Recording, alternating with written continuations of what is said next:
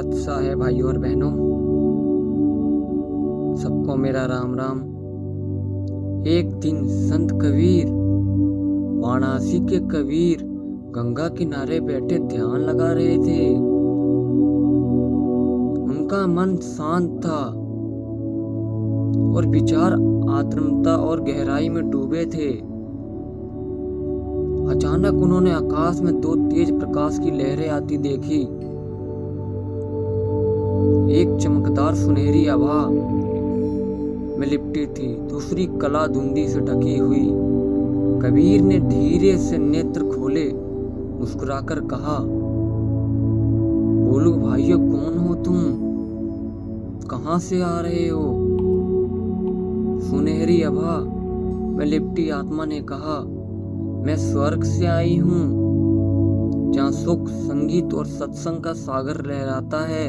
मैं वहाँ एक पूर्ण आत्मा के रूप से विचरित थी, भगवान के दर्शन करती और संगीत में रम जाती। कबीर ने धीरे से उसकी ओर देखा और कहे, और तुम काली धुंध वाली आत्मा? वे कपकपाई और धीरे से बोली, मैं नरक से आई हूँ, जहाँ दुख की अग्नि जलती है, पापों की चोट लगती है। मेरे जीवन भर लोग अहंकार और झूठ का साथ नहीं छोड़ते। अब हर क्षण अपने कर्मों का फल भोग रही हूँ। कबीर ने कुछ क्षण मौन रहे, फिर धीरे से बोलते हैं, तुम दोनों आज क्यों आई हो मेरे पास? स्वर्ग की आत्मा ने कहा, कबीर दास जी, स्वर्ग में कोई अब शांत नहीं रहता। वहां भी देखती हूँ कि कोई पुण्य किए जो सिर्फ फल के लिए थे, प्रेम के लिए नहीं। मैं सोचती हूँ, क्या मैं भी मुक्त हूँ? नरक की आत्मा भी धीरे से कहती, और मैं सोचती हूँ, क्या मेरे अंदर भी कभी प्रेम का बीज नहीं था? क्या ये पापी भी कम प्रकाश तक नहीं पहुंच सकता? कबीर ने धीरे से मुस्कुराकर कहा, बेटियों, स्वर्ग और नरक दोनों मन की अवस्था है।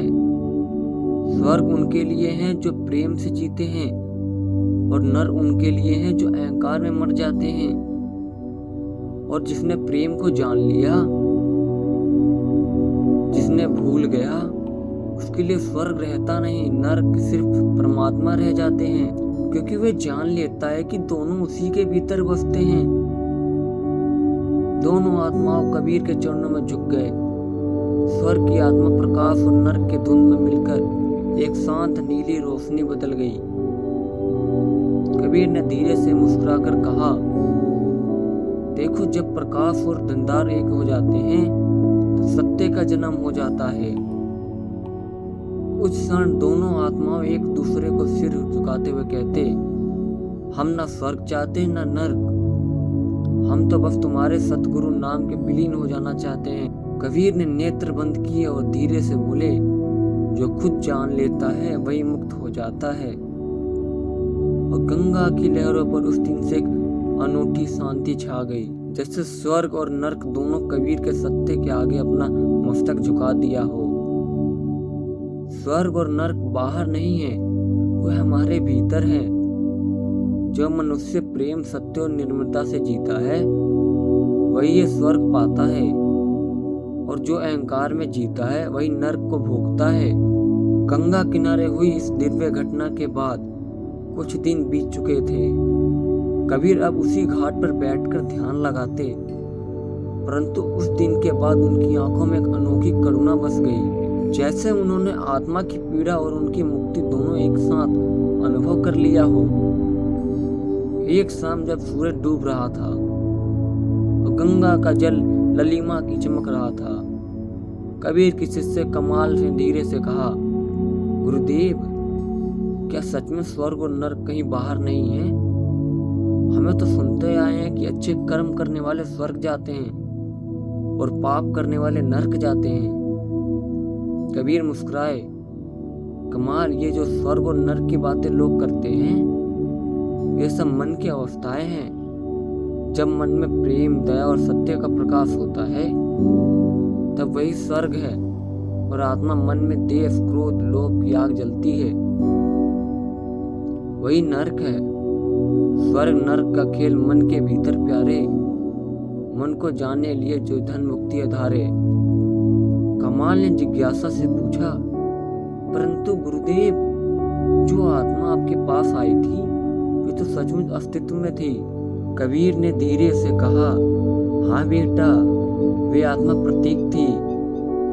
एक आत्मा उस मनुष्य की थी जिसने अपने जीवन में सैकड़ों पूजा पाठ किए हैं और दान किए, उपवास रखे, परंतु प्रेम नहीं किया। और दूसरी आत्मा उस मनुष्य की थी जिसने अपने जीवन में गलती की पर अंत में पछताया, रोया और प्रभु से जुड़ने की चाह रखी। दोनों ही अपने कर्मों में बंधे बंदी हैं, इसीलिए उन्हें मुक्ति नहीं मिली थी। पर जब वो प्रेम के सत्य को समझ गए तब वे विलीन हो गए, क्योंकि प्रेम ही सच्चा स्वर्ग है। कहते हैं उसी रात कबीर ने एक स्वयं देखा, उसके सामने वही दो आत्मा फिर उसी खड़ी हुई थी, पर अब वह मनुष्य के रूप में नहीं थी, एक गांव के निधन यात्री स्त्री के रूप में थी और दूसरी एक अमीर व्यापारी के रूप में था। कबीर ने समझ लिया कि वे परमात्मा का खेल है। दोनों आत्माएं फिर से धरती पर आई हैं। एक ने त्याग में जन्म लिया है और दूसरे ने संपत्ति। समय बीता, वे गहरी स्त्री अपनी रोटी अब आधार भाग खाने वाले भागों पर विस्तृत करती और व्यापारी हर दिन सोने चांदी तोड़ जोड़ता पर मन में खाली रहता। एक दिन व्यापारी बीमार पड़ा। मरते समय उसने वही शब्द दोहराया जो कबीर ने उस दिन कहे थे, स्वर्ग और नरक के भीतर है। और उसी क्षण उसने आंखें मूंद ली। दूसरे और वही स्त्री गंगा किनारे किसी भूखे साधु को रोटी खिलाते हुए मुस्कुराई और उसके शरीर पे एक प्रकाश निकला, वही नीली आभा जो पहले कबीर के सामने मिल चुकी थी। कबीर घाट पर बैठे थे। उन्होंने आकाश की ओर देखा और कहा, प्रेम का बीज जो एक बार बो दिया जाए वे जन्म जन्मांतर तक नहीं आत्मा बदल देगा। कबीर का उपदेश जन्म का सत्य है। अगले दिन उन्होंने अपने शिष्यों को बुलाया और कहा, सुनो मेरे बच्चों, लोग स्वर्ग पाने के लिए यज्ञ करते हैं, तीर्थ करते हैं, पर कोई अपने मन का अधिकार नहीं मिटता।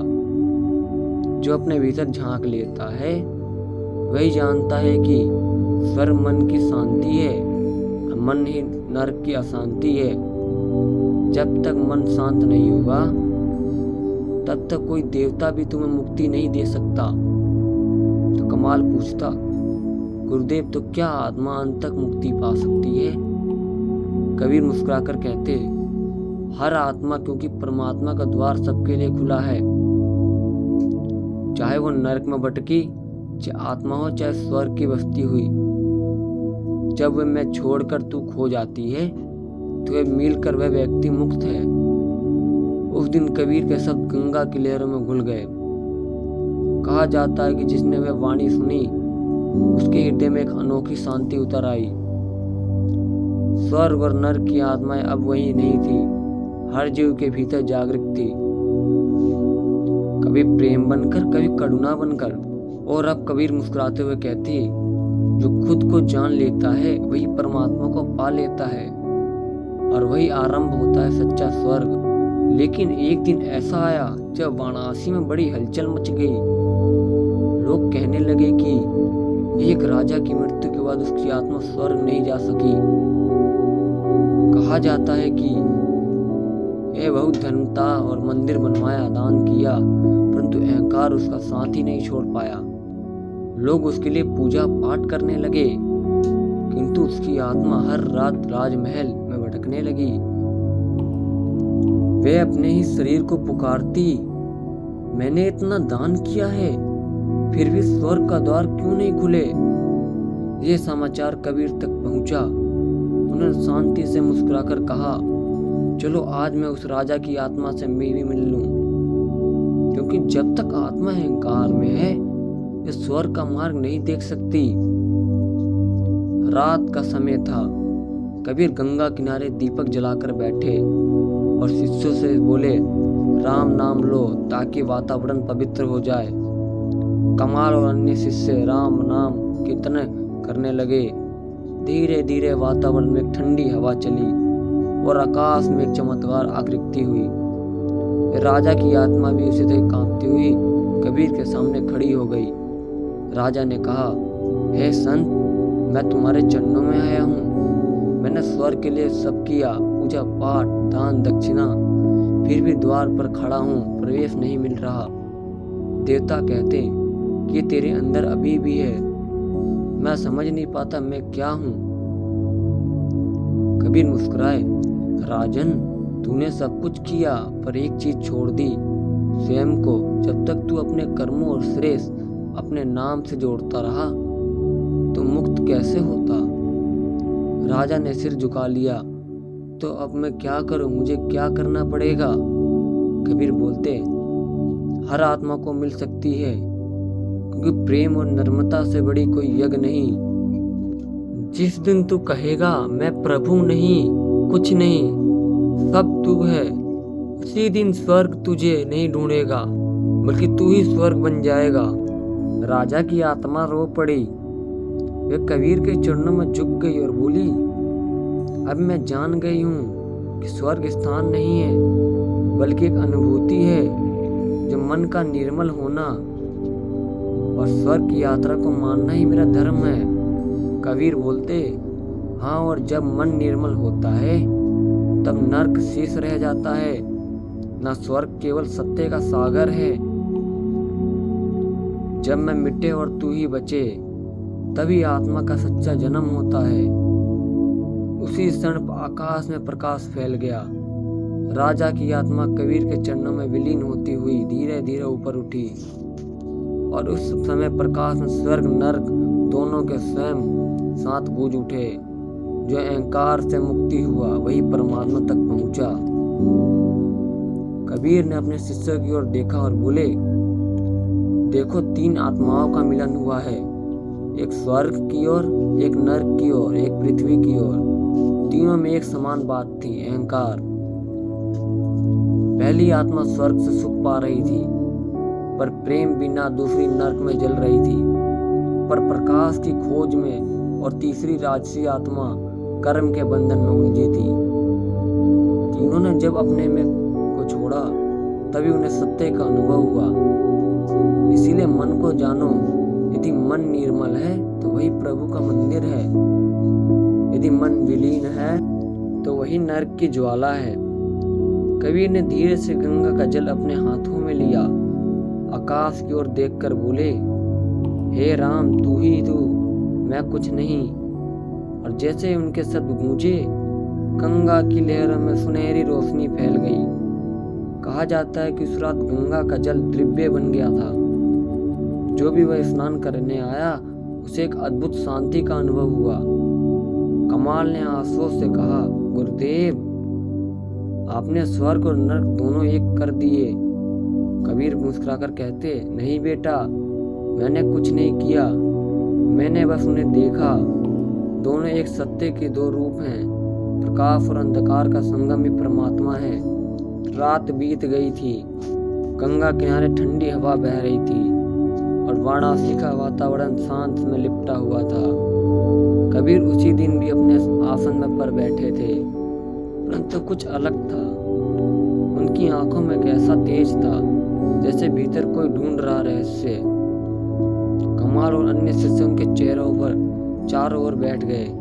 कबीर मौन थे, परंतु उस मौन में भी कोई गीत था, एक ऐसा गीत जो सबको शब्दों में परे जा रहा हो, जो आत्मा से आत्मा तक जाता था।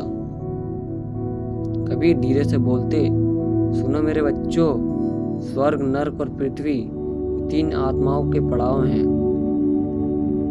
परंतु उनके पार एक अवस्था है, ब्रह्म और सागर का। जब आत्मा अपने कर्मों, अपने दुख सुख, अपने अहंकार को सबको मुक्त होकर परम प्रेम में विलीन होती है, तब वह किसी लोक में नहीं रहती, लोकागित हो जाती है। कमाल पूछता, गुरुदेव, क्या यह ब्राह्मण कोई स्थान है? कबीर बोलते, नहीं बेटा, ब्राह्मण कोई जगह नहीं, वह अनुभव है। जैसे दीपक की लो और उसकी रोशनी अलग नहीं होती, वैसी आत्मा ब्रह्म अलग नहीं है। बस वह मन का पर्दा के बीच है। उसी समय गंगा किनारे एक अद्भुत दृश्य घटा। आकाश में प्रकाश के 3 लहरों में एक साथ उतरी। पहली वह स्वर्ग की आत्मा थी, तो अब दिव्य श्वेत प्रकाश में लिपटी थी। दूसरे वही नर्क की आत्मा, जो अब करुणा और विनम्रता से दंबक रह गई थी। और तीसरी वह राजन की आत्मा थी, जो अब दोनों के बीच में संतुलन बना रही थी। तीनों आत्माओं कबीर के सामने झुक गए और बोले, गुरुदेव, हमने स्वर्ग और नर्क की सीमाओं में मुक्त किया। अब हम जानते रहे, क्या इसके लिए आगे कुछ करना पड़ेगा? कबीर ने कहा, हाँ बेटे, अब तुम्हारी यात्रा ही तुम्हारी पूरी होगी। जहाँ तुम प्रारंभ हुई थी वही परमात्मा के हृदय में। तुम तीनों उसी चेतना के 3 रूप थे, प्रकाश, अंधकार और संतुलन। अब समय में तुम भी एक हो जाओगे। कबीर ने राम नाम का उच्चारण किया। राम नाम सत्य है, सत्य में ये सबका मिलन है। जैसे ही उनके ओठों पर राम निकला, तीनों आत्माएं एक दूसरे से विलीन होने लगी। धीरे धीरे वह प्रकाश फैलता गया। गंगा का जल की तरह चमक उठा। आकाश में नई धुंध रही थी। सत्य है भाइयों और बहनों, कबीर दास जी के भक्त है तो चैनल को लाइक एंड सब्सक्राइब जरूर करें।